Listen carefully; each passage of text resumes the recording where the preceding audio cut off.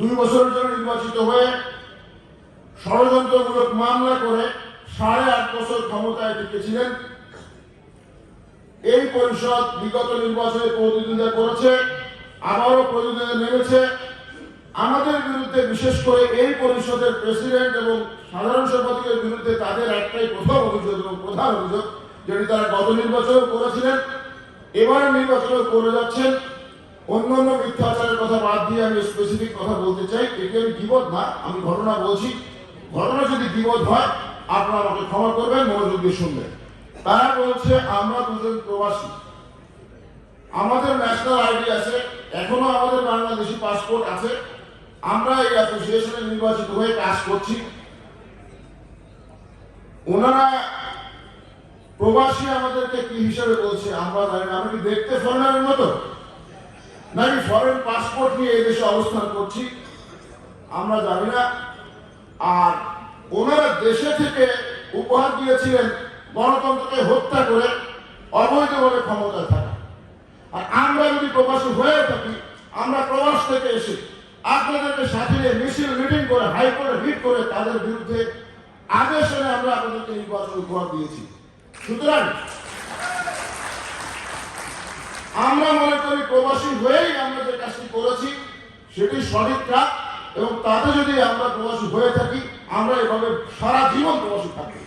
কারণ আমরা প্রবাসী থেকেই আপনাদের অধিকার আদায় করতে পারি, আর তারা দেশে থেকে আপনাদের অধিকার হরণ করতে পারে।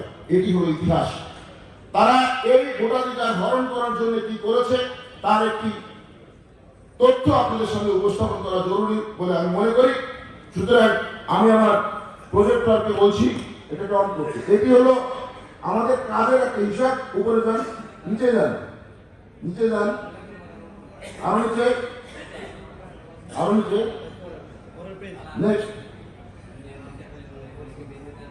আমরা যে রিটটি করেছিলাম 12-15-2020 5/7/2020 তারিখে, এই রিটে তারা যে মামলা করে 8 বছর ছিল তার বিরুদ্ধে আমরা নির্বাচন যে মহামান্য সুপ্রিম কোর্টে রিট করি, এই রিটে আমরা নির্বাচন করার আদেশ পাই।